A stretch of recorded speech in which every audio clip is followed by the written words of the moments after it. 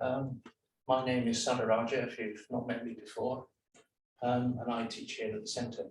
So we're just coming to the end of a series called Not About Being Good.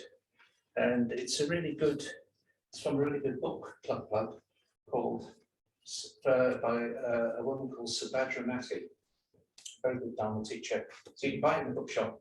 And it really goes into the 5 ethical precepts. Because if you don't really know about the 5 ethical precepts, you can't really get involved in Buddhism more deeply. It's really essential to Buddhism. So really, really good introduction and development to the 5 precepts. So tonight we're going to have a look at the 5th precept, the last one that we're looking at in this particular series. But we're not really just going to do that. I think we're going to look at a lot of background as well to the 5th precept. So at times you might think, well, what is he going on about? Why is he telling us all about all this? Why is he going into this sort of story and all this kind of stuff? And indeed, why am I doing that? Well, hopefully you'll see why, and we'll see why that's important. So let's have a quick look at this precept. There it is. And I undertake to abstain from taking intoxicants. That's the sort of negative aspect of it. Could you just push this back? Yeah, push can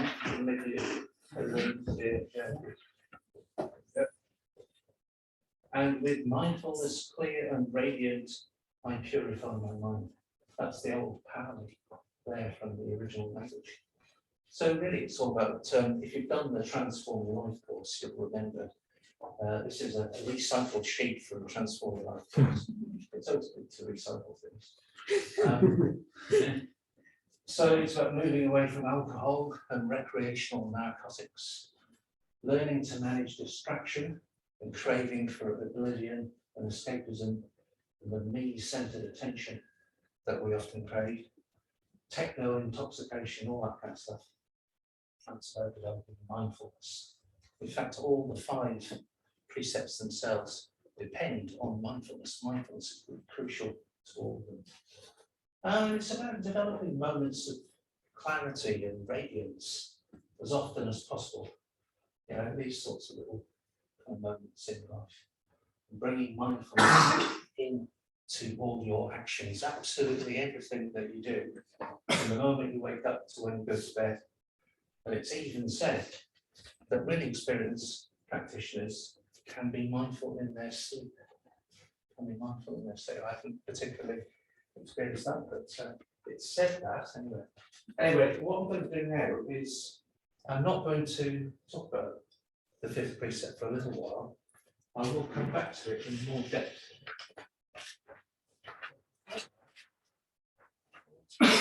So Mother Teresa's hospice in Calcutta. So this is one of these moments where you think, what on earth is Saddharaja going on about now? How on earth does this got anything to do with what he's supposed to be doing? It's quite worrying, that, isn't it, when someone's supposed to be giving a talk and they seem to be going off. And you think, it's just a bit worrying, you know. Anyway, we'll see. So, I mean, I am getting on with it now, I'm 63. Yeah, back in 2018, I was in Calcutta and I was working in this place. I was volunteering in Mother Teresa's home for dying destitutes, as it's called, funeral for a die. They don't really use politically correct language in India, and so they'll just call it what it is, home for the sick and dying destitutes. So I did all sorts of jobs there when I was there, from patient laundry through to carrying out deceased patients and preparing them for burial or for cremation. Did all sorts of nursing jobs. I was working on nursing ward at the time, so I have nursing skills. Very interesting experience I had there, quite unexpected. I was working on the men's ward. There's 2 wards, men and women. I worked on the men's ward. That's how it looks like. There's kind of hundreds of patients there from the ages of about 18 to about 80. They were all dying, probably. And if they weren't there, then they'd be dying on the street. They hadn't got anyone to look after them. So that's what we were doing. It's a hospice. Yeah, all very, very poor people. No families to care for them. So that was part of my job. And one day a really fascinating thing happened because it was lunchtime and we had two sorts of patients, those that had to be helped to eat, couldn't eat themselves, so I had to help them, and those that could actually eat themselves. So I was looking after the ones that could eat themselves, and they were all sat on a bench in the kitchen, and I was doling out rice and dal. They've got these little tin mugs, and I was doling it all out to them into their bowls. And quite an experience, actually.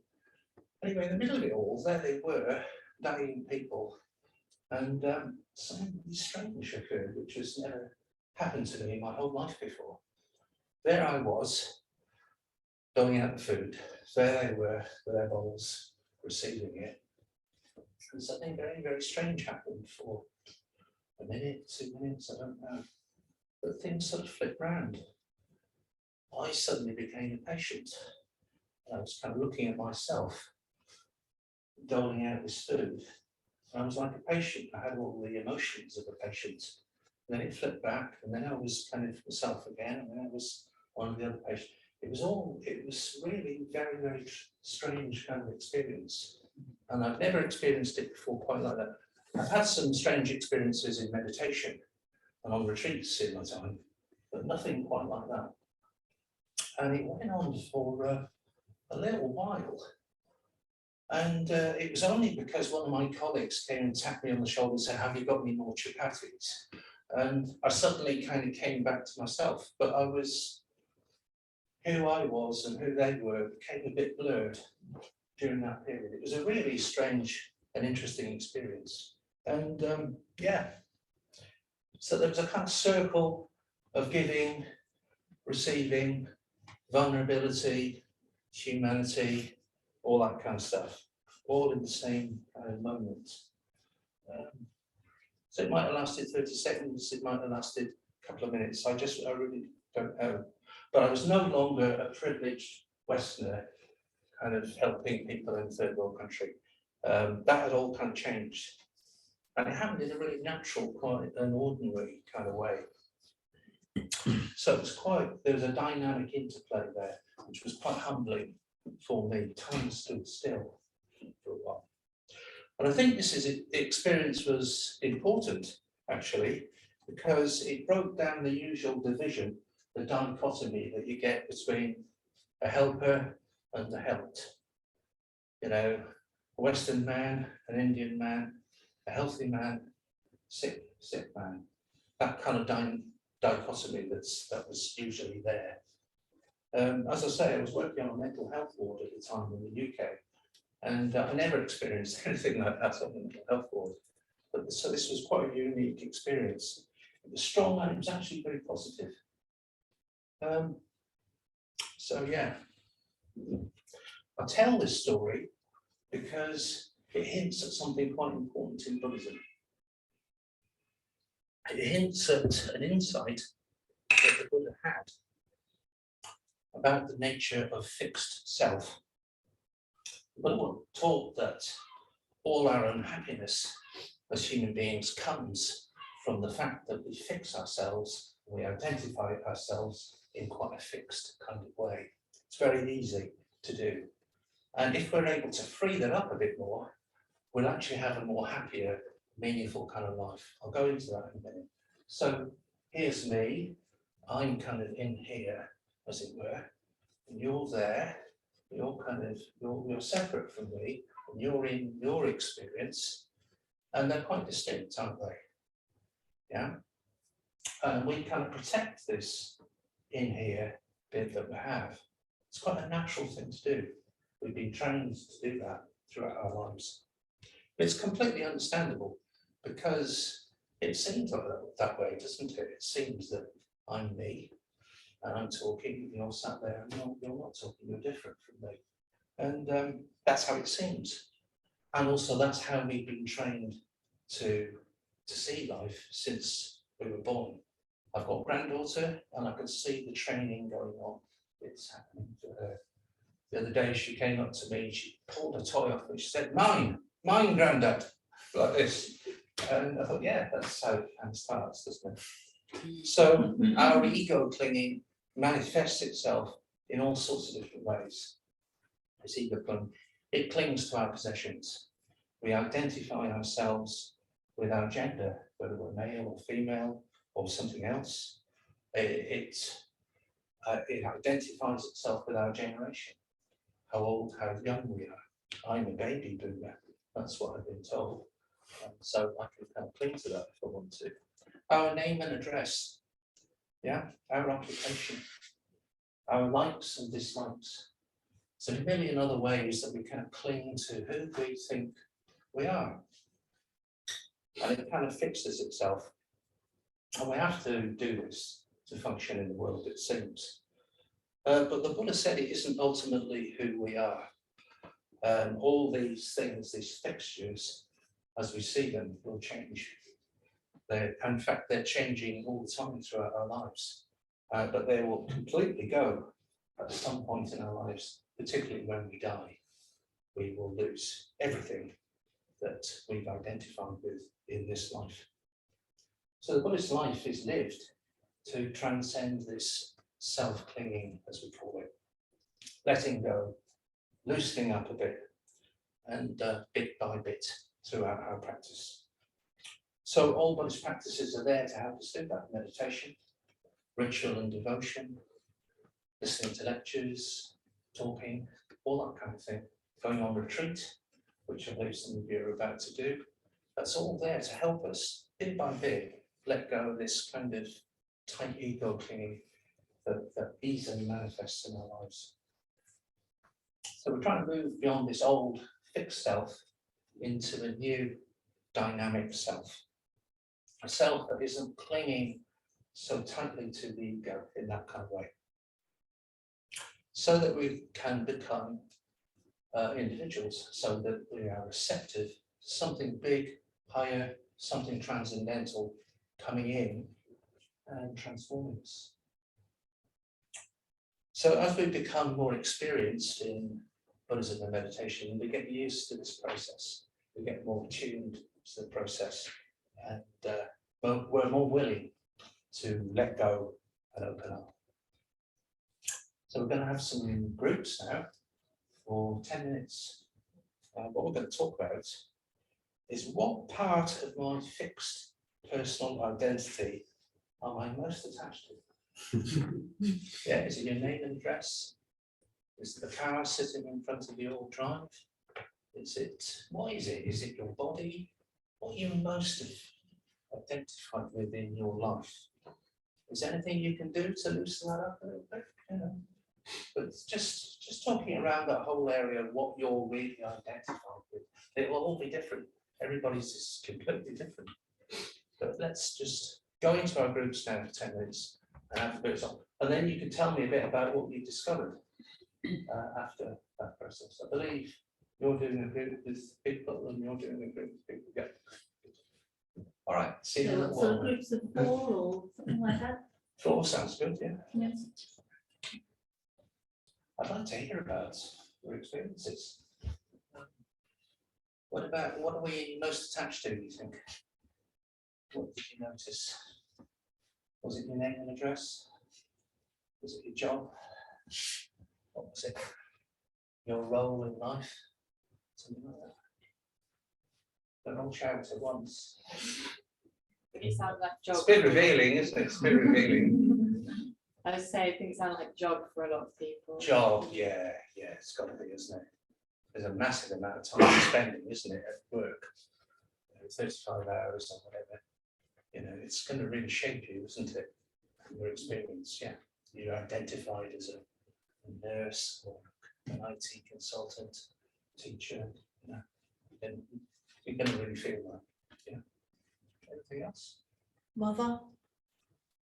Yeah, that's a really good one, isn't it? Yeah, I've never done that, but I have a dad, a granddad, so I take that role pretty seriously. Yeah, and it's a kind of lifelong thing, isn't it? So you're bound to identify with that. It's natural. Anybody else wanting to reveal? I think I can control my mind. Controlling your mind. Attached to the idea. You're attached to the idea of controlling your mind. Yeah, well, that's got some positive aspects to it as well, isn't it? Yeah. Stuff. Did you mean you're attached to the idea that you can control it? Okay. But I know I'm not. I know I can't control it. Right, okay, yeah. Good stuff. What about you? I didn't mention it in the group, but I had a weird kind of, last time I was here, it was a marriage ceremony. So I'm kind of, the last time I was here, I was kind of in front of everyone going, I am a Buddhist. And now I'm like, oh, that's weird, because now I'm like, a bit more attached to that. And, Yeah. and probably, I guess I was curious how many people in the room were kind of like, I'm really attached to Yeah, that. no, you can become attached to, identify with becoming Buddhist, can't you? Yeah.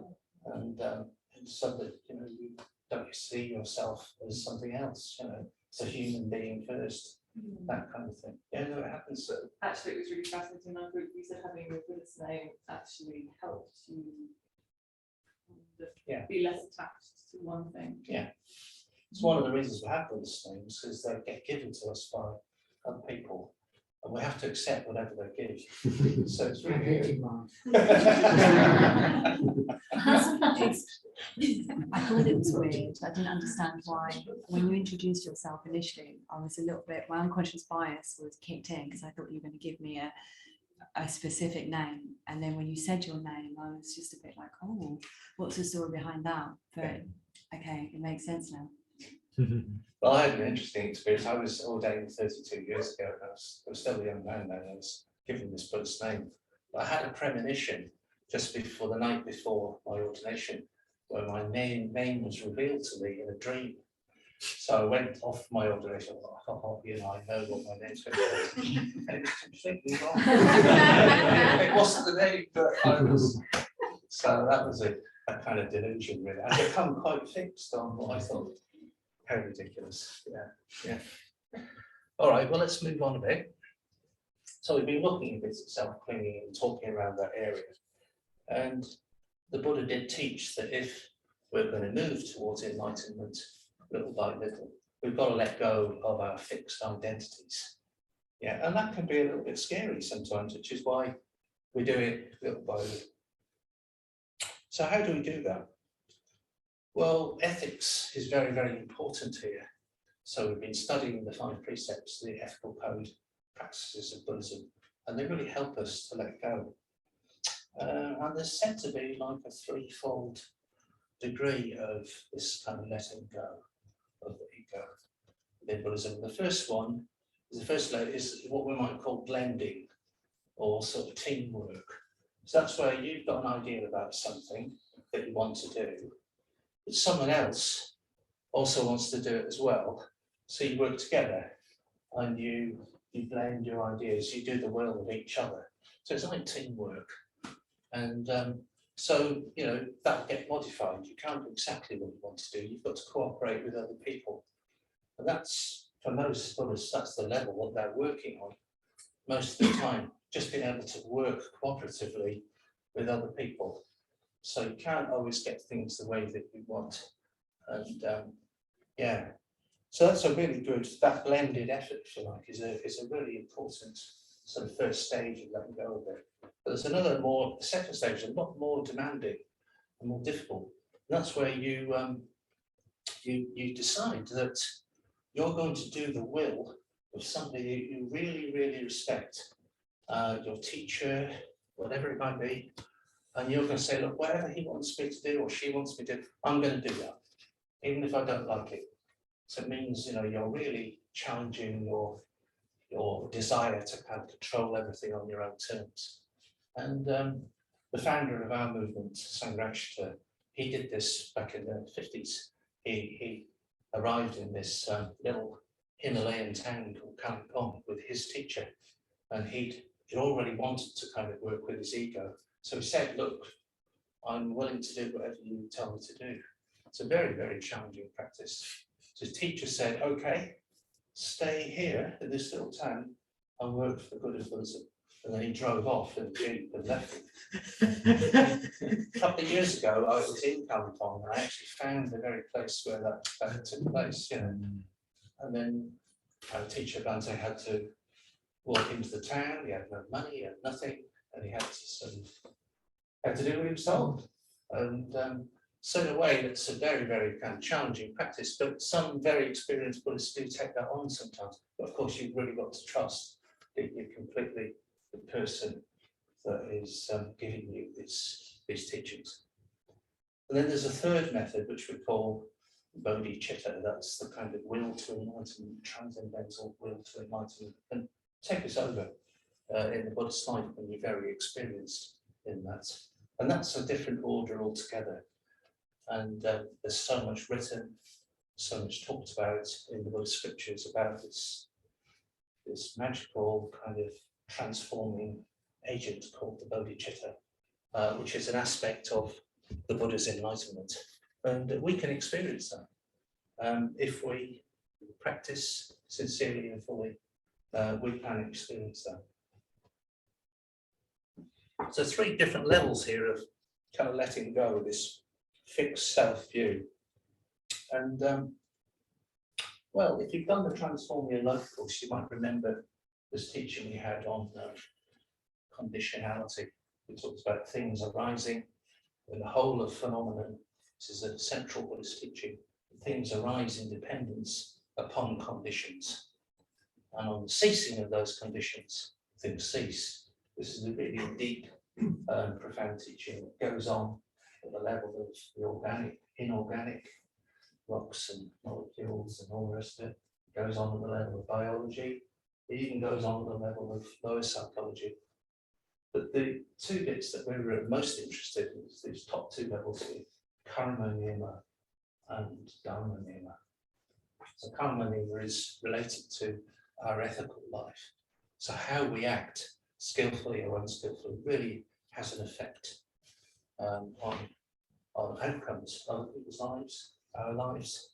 And if you act in a skillful way, the Buddha taught us, then happiness follows. If you act in an unskillful way, it doesn't. And then this top one here, the Dharma niyama, that's the law that says that human beings can become Buddhas. Yeah, if you practice in a particular way, you can become enlightened. And there's particular reasons why that will take place. You might have noticed here that there's some lucozade that's been spilt on the Dharma niyama. and that happened as a result of my own mindfulness. I was drawing you all out and I accidentally knocked some lucozade and it all went over there. So I'll just leave that there as an example of conditionality. But at the kind of lower level. So this, I want to talk a little bit about this Dharma niyama process, because if we open ourselves up, this is very much what the 5th precept is about. It's about being receptive and open and mindful, so that this Dharma niyama process can take place. Something magical, transcendental can come into our lives if we're prepared and ready to receive it. So we call this the Dharma niyama process. And it can feel as if you're being drawn on in a way. So you might decide, oh, I'm going to go on a retreat. So I got involved in Buddhism when I was 14. I'm 63 now. And I remember there was a certain point when people were talking about retreats. I said, oh, no, I never want to do that. I never want to go on a retreat. And then there just seemed to be a gap. And then I seemed to be traveling out to the countryside as a teenager to kind of go on this retreat. I don't really remember what happened in between, but obviously I wanted to at some level. My parents had consented, so kind of I did it. But I was drawn. There was something that was drawing me to do that, which I really hadn't reckoned on. I remember my brother mocking me as I was leaving, saying, "You idiot! What are you doing?" Kind of thing. There's the World Cup is on at the moment, so but yeah, that's what happened. But if you're receptive, then that can happen. And the 5 precepts are really, really crucial to preparing the mind for this to happen. for this dimension to come in. It's particularly important. So yeah, I've got another little story to tell you. Again, set in Calcutta.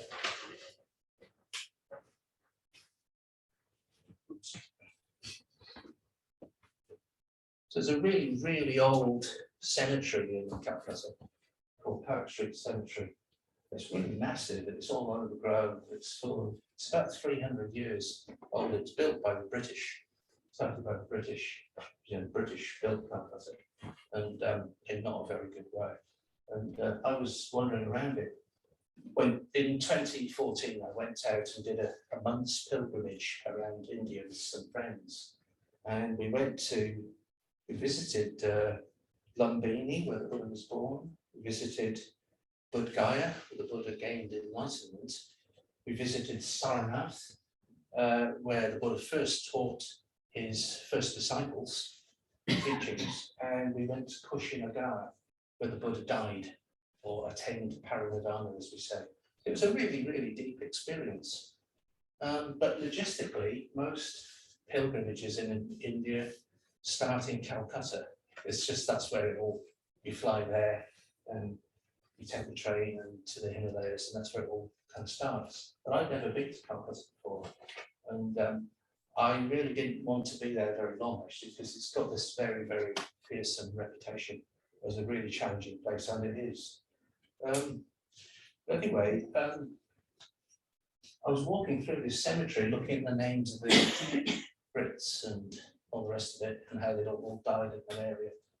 And for some reason, something happened, and again, it was another one of these experiences happened, where I just turned around to my friends and said, we need a Tree Rampa Centre in Calcutta, that's what we need. And I don't know where that came from, but it did come. And before I knew what, I couldn't let go of the idea. I couldn't put the idea down. And when I went on first went on the pilgrimage, if you'd said to me that I was going to plan to start Buddhist activities in Calcutta, I would have said, you're mad. There's absolutely no way I want to do that. Not that place. Anyway, that is what I'm doing now. Once the idea caught hold of me, I knew I had to do it. And I didn't really have any choice in it. That's how it felt. I felt drawn on to do that. So yeah, I've been involved in fundraising, raised £75,000, got a team together, and we're already involved in activities in Calcutta. And it took me a few years to actually get things going, get things started, but it's underway now with the Tree Rampa Calcutta Centre. And if I was to drop dead tomorrow, it would carry on. It's definitely got momentum now, which is fantastic. So I'm not making any spiritual claims about myself, I'm not saying, but something definitely happened, which was completely unexpected. Presumably, I must have been receptive to that, but I definitely got drawn on to do, to get involved in a project I would never have thought of doing. And since I have, it's been very, very happy experience. It's been one of the happiest, most meaningful experiences of my life so far, being engaged in that work. And I really don't mind all the difficulties of being in that city. So let's go back to the precept, the first precept now on the flip chart, the original one.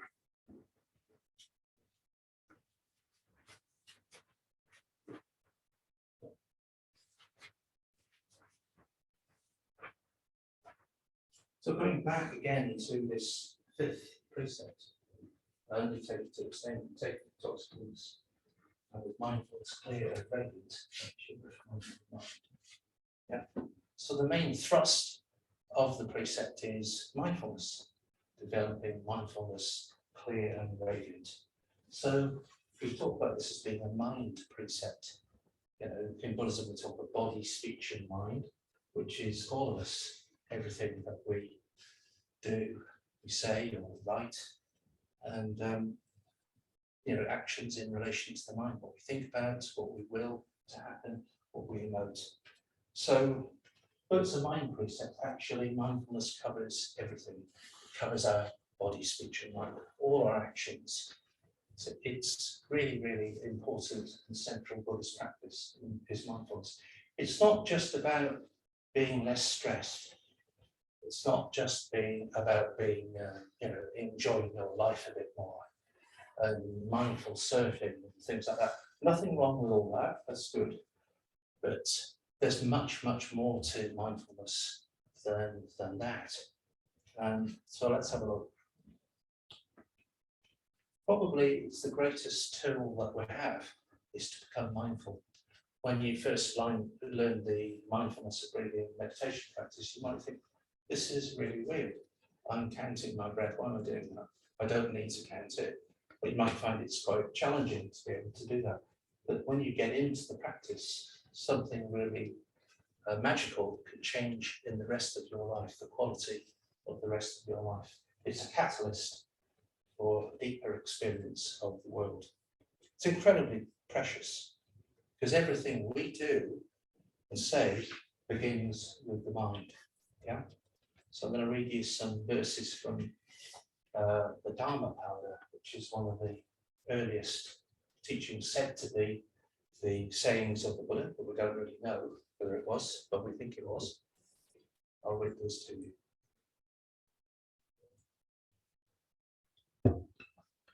Experiences are preceded by mind, led by mind, and produced by mind. If one speaks or acts with an impure mind, suffering follows, even as the cart wheel follows the hoof of the ox drawing the cart. Experiences are preceded by mind, led by mind, and produced by mind. If one speaks or acts with a pure mind, happiness follows, like a shadow that never departs. So, a pure mind, as it were, in Buddhism, means an ethical mind, a mind that follows the precepts wholeheartedly, a mind that cultivates and experiences positive mental states, and acts from those positive mental states. So this is where meditation and practicing the 5 precepts are incredibly important. So an ethical mind leads to happiness. Yeah, less grasping and craving, dissatisfaction in your life. It leads to happiness.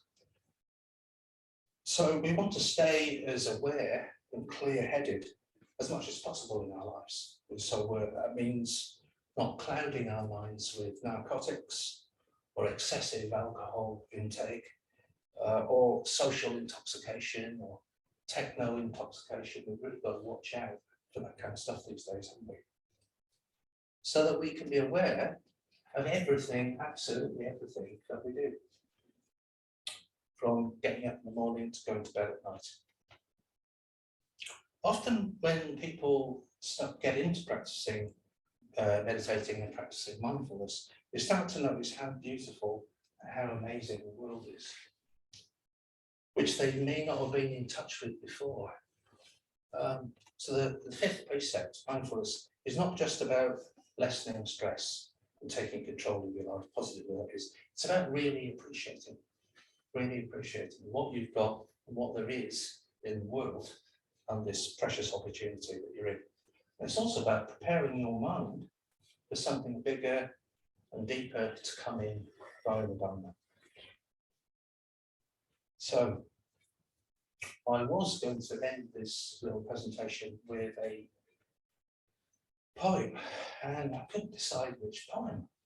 It was a particular poem by Saddharaja that I wanted to. Then I thought, oh, no, there's this other poem, isn't there? And by Mary Oliver, I really should read that. So in the end, I thought, I know what I'll do. I'll have both. So I'm going to end it with 2 poems. So I'll read the first one, and Amrachandra's going to read the second, and then that'll be the end of my presentation. So when you listen to the poem, drink it in mindfully, really take it on. Both poems. The first one is written by Saddharaja, the founder of our movement, and it's called Life is King. And the second one is called Mindfulness. It's written by Mary Oliver. So I'll go first. Okay, here we go. Hour after hour, day after day, we try to grasp the ungraspable, pinpoint the unpredictable. Flowers wither when touched. Ice suddenly cracks beneath our feet. Vainly we try to track bird flight through the sky, trace dumb fish through deep water, try to anticipate the earned smile, the soft reward, even try to grasp our own lives. But life slips through our fingers like snow. Life cannot belong to us.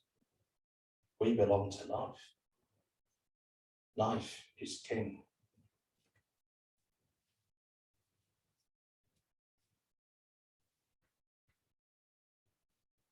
And this is Mindful by Mary Oliver.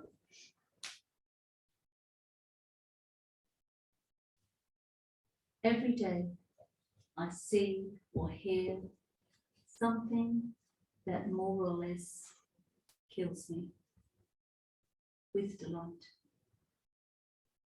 that leaves me like a needle in the haystack of light. It was what I was born for, to look, to listen, to lose myself inside this soft world, to instruct myself over and over in joy and acclamation. Nor am I talking about the exceptional, the fearful, the dreadful, the very extravagant, but of the ordinary, the common, the very drab, the daily presentations.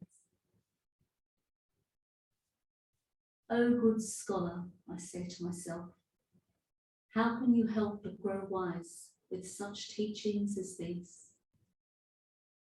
The untrimmable light of the world, the ocean's shine, the prayers that are made out of grass.